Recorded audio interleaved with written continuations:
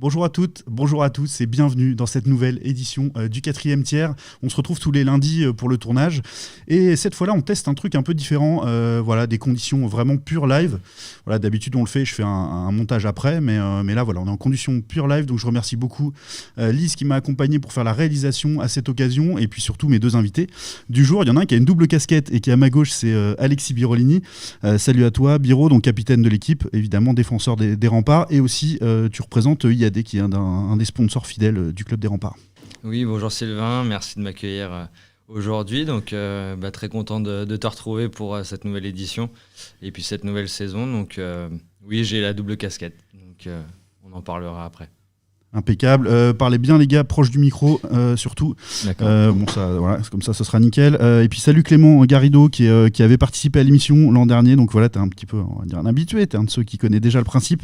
Merci à toi de te joindre à nous pour cette émission. Merci à toi, bonjour.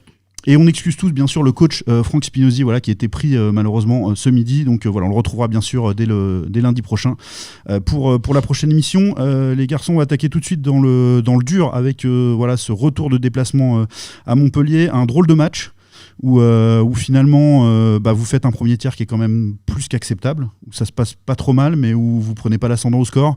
Un scénario malheureusement qu'on a déjà vu depuis le début de saison. Deuxième tiers très compliqué, vous êtes mené largement et puis vous avez une folle remontée sur la fin et vous échouez à juste un petit but de cette équipe des Vipers. Biro, toi le capitaine de cette équipe, tu l'as vécu comment? C'est un déchirement ce genre de scénario de match? Non, c'est pas un déchirement puisque que tu perdes 2-1 ou 7-6, finalement, ça revient à la même chose. On n'a pas les 3 points au bout, donc on a bien entamé le match. C'est sûr que sur 3 tiers, il faut tenir, il faut garder cette régularité dans le combat. Et c'est vrai qu'à certains moments, on est peut-être un peu trop fébrile, d'où l'explication du deuxième tiers peut-être. Et il y a eu un sursaut d'orgueil et puis une combativité dans le troisième qui était un peu plus poussée, on va dire, mais qui ne nous a pas permis d'aller chercher quand même cette victoire, ces 3 points. Là, c'est ça, là où on est le plus frustré, c'est que finalement on se disait cette équipe défensivement elle tient quand même très bien la route depuis le début de saison, il faut que ça percute devant et que là il y a eu une explosion offensive. 6 buts à l'extérieur, en général quand on marque 6 buts à l'extérieur on remporte le match dans la majorité des cas. Toi Clément, comment tu l'as perçu ce match vu de l'intérieur? Est-ce qu'il y a juste une réaction un peu trop tardive ou... Ouais, c'est un peu ça, genre... Je pense qu'on a été, sur les 2 premières périodes, on a été un peu trop soft à mon goût. On a réagi trop vite, trop tard plutôt. Sur le 3e tiers, on a pris quelques soufflantes pendant la pause. Ça nous a fait un coup de collier, donc il fallait remettre un peu nos jeux, nos systèmes qu'on devait appliquer. Après, ça s'est fait plutôt en urgence, un peu trop tard, mais c'est... Ça prouve que vous êtes capable, quoi. Là, vraiment, il y avait tous les ingrédients qui étaient réunis à ce moment-là. Et puis, quand le rouleau compresseur s'est mis en place, ça a été... il manquait quoi? Il manquait 5 minutes dans le match et puis vous auriez fait la différence, quoi. Ouais, je pense qu'il manquait 5 minutes. Comme je me le répète, on a réagi trop tard. Donc, un sursaut d'orgueil. On a les occasions. On peut les mettre au fond. Du coup, je pense qu'il nous manquait 5 minutes pour plier le match et pour remporter les 3 points, quoi. Alors, Biro, il y a eu quand même ce déclic offensif. Ça, c'est quelque chose sur lequel on peut construire et bâtir ce 3e tiers qui a été très bien négocié par l'équipe. Il faut ça, il faut chercher quand même aller chercher du positif dans un début de saison qui est compliqué. Bien sûr, il faut toujours garder le positif et puis travailler sur nos faiblesses. Il y a toujours des choses à améliorer, il n'y a jamais de match parfait de toute façon, dans le hockey encore plus. Donc il faut se servir de ces matchs du début de saison où on a été très bon défensivement, par exemple à Brest, sur la première et 3e période. Donc il faut réussir à amener cette complémentarité, ce mix pour faire un match complet et enfin espérer gagner les 3 points. Mais c'est pas un manque de travail. On a peut-être échoué sur des détails, des décisions ou devant la cage. Mais il faut encore travailler, le travail paye toujours. Et aujourd'hui, c'est ce qu'on fait chaque jour. On se lève pour ça aussi, c'est notre passion, donc il ne faut pas l'oublier. Quoi qu'il arrive, on reste soudés également. Donc il faut avancer, il faut regarder devant. De toute façon, on n'a pas le choix. Et puis Et puis voilà, je suis sûr que de bonnes choses vont arriver. En plus, il y a un élément qui paraît hyper frustrant de l'extérieur. Je lis tout le temps les déclarations des coachs adverses parce que c'est intéressant d'avoir la lecture aussi du camp opposé. Après le match contre Brest, on comprend clairement, et même pas entre les lignes, que Brest est très content de s'en sortir avec la victoire sur le match. Là, le coach de Montpellier, il dit on a 3 points, mais bon, c'est quasi du miracle parce que normalement, on ne doit pas les avoir sur le match. Je pense pas que ça rassure, hein, parce que le classement, ça change pas pour vous. Mais quand même, c'est voilà, quelle frustration à lire ces déclarations-là, quoi. C'est pas que de la politesse, je veux dire. Oui, alors ça, c'est plutôt le regard du coach qui va parler. Mais nous, moi, je lis pas les après-matchs quand on a perdu. Voilà, ça va pas nous servir à grand-chose, entre guillemets, parce qu'on n'a pas les 3 points. Mais il faut savoir faire le bilan après un match et puis repartir le lundi et toute la semaine travailler sur ce qu'on doit améliorer, encore une fois. Et voilà, c'est des matchs qu'on a dominés, mais dominer n'est pas gagné. Et maintenant, il vaut mieux peut-être se faire dominer et puis remporter le match 2-1. Donc finalement, on verra la suite. Ouais, c'est intéressant parce que Clément, là, on parle d'un travail de fond qui est effectué par le coach, par vous tous et tout, qui est destiné à vous amener au meilleur niveau possible. Mais ça, il y a des étapes dans cette construction-là. Et est-ce qu'il faut casser ce processus-là en essayant de tout changer parce que les résultats sont pas là, ou est-ce que vous croyez suffisamment en tous ensemble, hein, coach, staff, joueurs, en la méthode qui est mise en place pour se dire ok, c'est dur, là pour l'instant ça paye pas, mais on sait qu'on bosse bien, on sait on sait qu'il y a le bout du tunnel, quoi. Ouais, bien sûr, comme Biro l'a dit tout à l'heure, le travail paye toujours. C'est pas parce que les défaites s'enchaînent, mais on lâche jamais rien à l'entraînement. On travaille sur les détails qu'on n'a pas pu apporter pendant les matchs. Après, il faut qu'on mette vraiment la pression sur les autres équipes et qu'on montre aussi qui nous sommes. Donc, bien sûr, ça fait mal, mais bon, on va repartir de plein pied et montrer ce qu'on sait faire de mieux. Surtout quand on prend un peu du recul sur l'histoire de la D1, de manière générale, des championnats, il y a quand même au moins 2 cas que je connais, il y en a peut-être d'autres, qui concernent d'ailleurs notre coach Franck Spinozzi avec Neuilly, et puis Briançon également avec Claude Devez, qui actuellement fait un début de saison quasi parfait avec Brest, qui était dernier à mi-championnat. Là, on n'est pas encore à mi-championnat, on en est loin, qui était dernier à mi-championnat et qui ont terminé champion. Les 2 fois. Donc il y a aussi matière dans cette période de doute et à construire quelque chose, et ça peut être fondateur finalement. C'est aussi dans ces moments clés, difficiles, compliqués, qu'on voit les personnalités ressortir le plus. Et voilà, il faut de toute façon passer par là sur une saison, par un moment difficile. Vous le connaissez au début, mais ça peut être fondateur aussi, hein, Alexis. Oui, tout à fait. Par expérience, c'est vrai que ça peut encore plus souder un groupe dans la difficulté. C'est là qu'on voit comment on peut réagir et sortir, entre guillemets, de cette mauvaise situation. Et tu as pris les bons exemples, hein. C'est un championnat qui est relevé, qui tous les week-ends nous apporte des surprises. Et voilà, nous on a des objectifs à court, moyen et long terme. Donc il faut y aller étape par étape. Et comme on dit, tous les jours, il faut travailler et ça va payer à un moment donné. Donc il faut rester ce collectif qu'on a, cette éthique de travail qu'on commence vraiment à instaurer, et puis se serrer les coudes encore une fois. Ouais, Clément, dans ces moments-là, il faut aussi savoir se dire les choses. Franchement aussi, pas laisser des petites zones d'ombre à droite à gauche. Là, c'est important de collectivement avoir ce degré de confiance et d'honnêteté les uns envers les autres. Ouais, bien sûr, c'est sûr que faut pas se voiler la face, faut se dire les choses. Faut appliquer ce qu'on sait faire de mieux, et faut l'appliquer pendant les matchs. Exactement. Biro, je me tourne vers toi pour le côté pro aussi, puisque on l'a dit, tu représentes IAD, qui est d'ailleurs, explique-nous exactement comment fonctionne IAD, parce que c'est pas une agence immobilière comme les autres. On commence à connaître ce principe, mais en fait, vous êtes à la fois indépendant et dans un réseau. Tout à fait. Merci de me laisser la chance d'en parler aussi aujourd'hui. C'est la première fois. Donc, on a un siège qui est situé dans le 77, donc région parisienne, et après, on a un réseau d'indépendants, donc qui travaillons de chez nous, donc une agence digitale immobilière, et qui nous permet donc d'être indépendant mais travailler sous le nom IAD, donc qui nous amène tout ce qui est formation, accompagnement. Voilà, exactement, législation, on a vraiment tout ce qu'il faut pour réussir, et puis travailler comme une agence mais de chez soi. Et donc c'est vrai que moi j'ai fait le choix il y a 6 ans de penser à ma reconversion tout de suite, et c'est un métier qui m'a toujours plu. Donc j'ai réussi à me former, etc. Donc je remercie Anthony Clisson qui est partenaire, Julien Lecomte également, qui m'ont soutenu et formé. Donc aujourd'hui c'est une super expérience aussi. Franchement, je m'éclate aussi tous les jours par rapport à ça. Et voilà, c'est le premier réseau en France d'indépendants. Donc aujourd'hui, on est nombreux. Et voilà, je suis très content de pouvoir faire ça à côté de mon hockey et préparer la suite. Et ce qu'il faut dire, c'est que vous êtes nombreux. Hein. Sur la ville de Tours et la Touraine, par exemple, déjà, vous êtes pas mal d'agents IAD. Vous avez un peu vos secteurs. Après, même si ça peut de temps en temps peut-être un petit peu changer, mais globalement, vous avez des secteurs, hein, c'est ça ? Mais en fait, pas forcément. Si tu veux, on va plus travailler à la recommandation par le bouche à oreille, justement. C'est le réseau. Voilà, tout à fait. Ce qui est différent des agences qui ont, eux, des secteurs, les commerçants des secteurs. Nous, on va vraiment pouvoir travailler avec chaque personne qui veut vendre et faire estimer son bien, acheter un bien ou de la location également. Et ça nous permet aussi d'avoir des beaux projets, voilà, parce qu'on va aller sur certains secteurs qu'on ne connaît pas forcément, mais qui nous permettent d'étudier le marché, voilà, un peu plus dans le détail justement. Et on n'a pas d'horaire, pas de patron attitré si tu veux, on est chef d'entreprise vraiment, donc on gère son portefeuille de biens et de clients. Et ça nous permet vraiment de s'enrichir et de rencontrer des personnes également super et concrétiser les projets de vie, donc c'est encore plus sympa.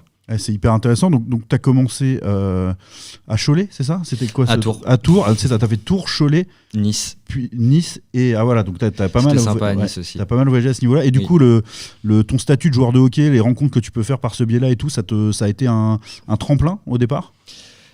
Eh bien, écoute, je dirais pas forcément les joueurs, mais plus le côté environnement du hockey forcément, parce qu'il y a beaucoup de relations, de partenaires, d'événements, etc. Donc c'est quelque chose de plaisant déjà à faire. Et puis derrière, si ça me permet de concrétiser des projets et puis d'aider les personnes à trouver leur petit nid, c'est encore plus sympa. Donc non, c'était des bonnes expériences. C'est vrai que c'est plus facile quand on reste sur le même secteur à un moment donné. Donc aujourd'hui, on habite ici et voilà, je travaille pour m'améliorer tous les jours aussi. Voilà, donc vous savez que si vous cherchez un bien, évidemment, vous savez vers qui vous tournez, vers Biro, bien sûr, notre capitaine. Ouais, c'est vraiment intéressant ça. Et juste une question très basique, mais peut-être que les gens se posent. Vous faites pas ce qui est en lien avec la location, c'est de l'achat uniquement ? Si, on fait de la location, mais c'est vrai que, alors comme je disais, on travaille par le bouche à oreille. Donc si une personne me met en relation avec quelqu'un qui veut vendre, par exemple, ou acheter un bien, eh ben, on reverse une partie de nos honoraires, donc ça amène du beurre dans les épinards comme on dit, mais c'est notre façon de travailler et puis pour remercier les personnes qui nous envoient des informations, et puis ça permet aussi de générer des apporteurs d'affaires et puis de travailler ensemble même pour l'avenir.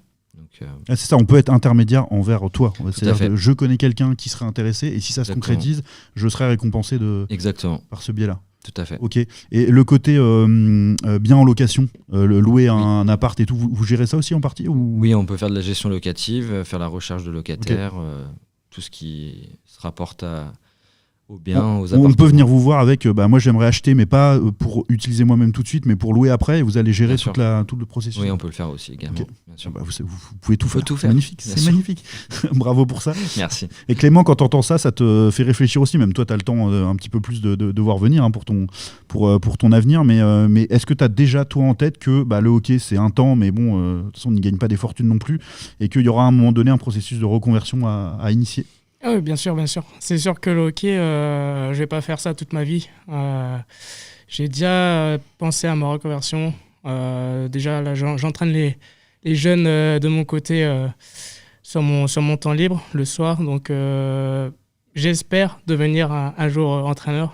Donc, c'est le côté technique, staff, vraiment, mais hockey, quoi, qui voilà. Exactement. Pour suivre le hockey, mais d'une autre manière. Exactement, c'est ça. Voilà, donc j'aimerais bien faire ça plus tard, à la fin de ma carrière. Donc, on verra.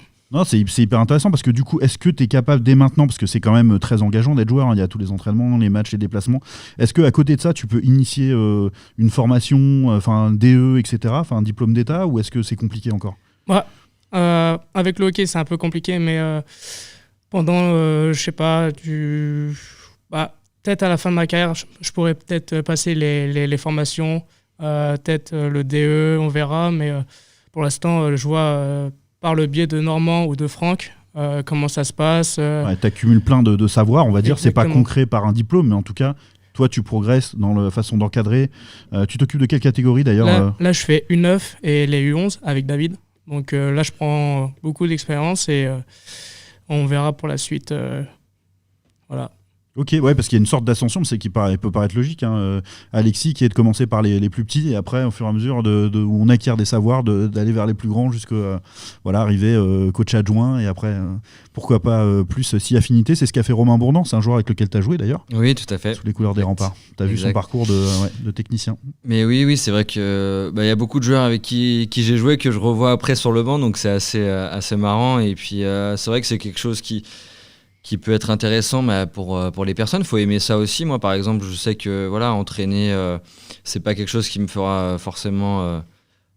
Ça te fait pas vibrer plus que... En tout cas, c'est vraiment le jeu toi, qui t'intéresse. Moi, c'est plus le jeu, mais c'est vrai qu'un gars comme Garid, s'il sait qu'il veut entraîner déjà, tu vois, commence à y penser, c'est quelque chose qui est sympa. Et puis, surtout, on a besoin de ça en France. On a besoin que les joueurs qui ont joué au plus haut niveau puissent transmettre aux plus jeunes. Et puis, c'est toute une culture dans un club aussi qui évolue avec ça. Les petits qui voient les seniors venir à leurs entraînements, leur donner un coup de main, des conseils.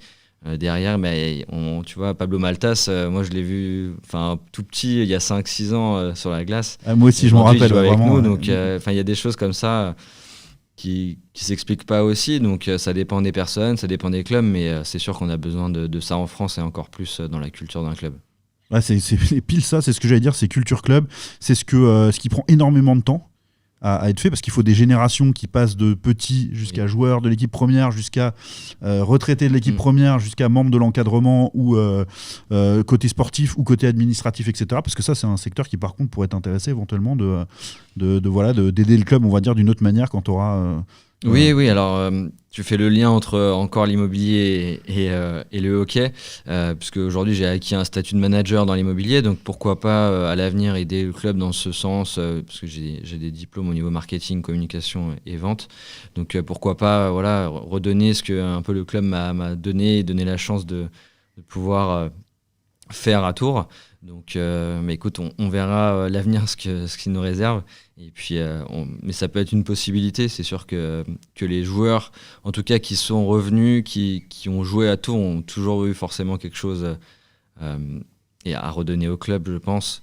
Et voilà, c'est des belles choses des belles pages qui s'écrivent. Donc, il faut que ça continue. Ça prend du temps de reconstruire, d'inculquer cette culture du c'est ça. Petit. Et c'est là où on voit aussi les dégâts de grandes ruptures dans l'histoire du hockey tourangeau par rapport à d'autres clubs qui ont une certaine continuité, et où on voit régulièrement les générations arriver, comme on l'a dit, de joueurs à dirigeants ou à encadrants sportifs, etc. À Tours, il y a eu beaucoup de ruptures comme ça, et c'est seulement maintenant qu'on construit vraiment ça. Enfin, ça l'a été pendant une époque, je veux dire, mais il y a eu un sacré trou au milieu, quoi. Oui, mais après, je suis pas tourangeau, donc je suis mal placé, entre guillemets, pour en parler, même si le club, aujourd'hui, me tient vraiment à cœur. Je laisse le passé au passé, et on regarde vers l'avenir, et avec de belles choses en perspective. Ouais, et exactement, c'est une belle phrase. On a envie de se projeter vers l'avenir, et justement l'avenir, ça va être ce match spécial Halloween là. Ça va être sympa, l'ambiance à la patinoire avec les déguisements et tout. Donc ça, ce sera pour le côté fun, mais sur la glace, par contre, celui-là, on veut vraiment le gagner, hein, Clément. Il faut pas se louper là. Ah ouais, là, faut pas se louper. Là, on a très hâte de faire la première victoire à la maison, donc on va lâcher les rênes, comme on dit. Ouais, exactement, et ce sera Chambéry en face. Chambéry, ça fait partie des équipes, si je ne me trompe pas, Alexis, qui cette année semble avoir progressé et présenté un visage vraiment intéressant, comme Montpellier justement, que vous avez joué. Il n'y a plus vraiment de petites équipes, on le dit de manière générale, parce que voilà, c'est politique et tout. L'an dernier, il y avait quand même un certain gap entre le haut de tableau et le bas de tableau de D1, enfin, voire même l'année d'avant, parce que l'année dernière était un peu particulière. Là, Chambéry, attention, c'est une équipe très jeune, voilà, c'est les jeunes de Grenoble en fait, hein, qui sont encadrés par quelques joueurs. Voilà, c'est surtout pas un adversaire à prendre de haut. Non, il n'y a aucun adversaire à prendre de haut de toute manière, on l'a bien vu depuis le début, et sur chaque match, c'est très serré, tout le monde peut battre tout le monde, donc voilà, la jeunesse qui réfléchit pas, qui travaille à fond et qui saisit les opportunités, donc nous on va se concentrer sur nous, c'est vraiment la chose à faire, installer et instaurer notre plan de jeu, travailler, partir au combat, et un seul objectif, il faut mettre tous les ingrédients pour, mais la victoire. Mobilisation générale et le résultat, quoi qu'il arrive, voilà. Tout à fait. Ok, très bien. C'était un super mot de fin. Merci beaucoup à tous les deux. Merci Biro, Merci, avec Sylvain. ta casquette professionnelle, avec ta casquette de capitaine aussi des remparts. Voilà, on garde évidemment confiance dans ce groupe-là. On sait qu'il a du potentiel. On l'a vu voilà, sur quasiment tous les matchs s'exprimer. Quand tout sera réuni et que voilà, l'étincelle sera là, ça va, voilà, on sait que ça va bien se passer. Merci. Bah oui. Et merci beaucoup aussi à toi Clément de nous avoir accompagnés voilà, pour la deuxième fois. D'ailleurs je crois que tu avais la même casquette, je me rappelle de cette... Toujours la même casquette. Toujours la même casquette. Voilà, je t'en prêterai une des Los Angeles Lakers la prochaine fois pour changer un peu. Ouais. Merci à toi. Merci Clément, merci pour tout et puis merci à vous toutes et vous tous qui continuez de nous encourager voilà, à produire du contenu comme cette émission du 4e tiers. Et puis voilà, j'espère que le test en live s'est bien passé, mais je suis sûr que oui. Je remercie bien sûr toute l'équipe qui m'aide et notamment Lise sur ce coup-là pour la réalisation et l'installation. Et puis je vous dis à très vite, on se retrouve lundi prochain pour un nouveau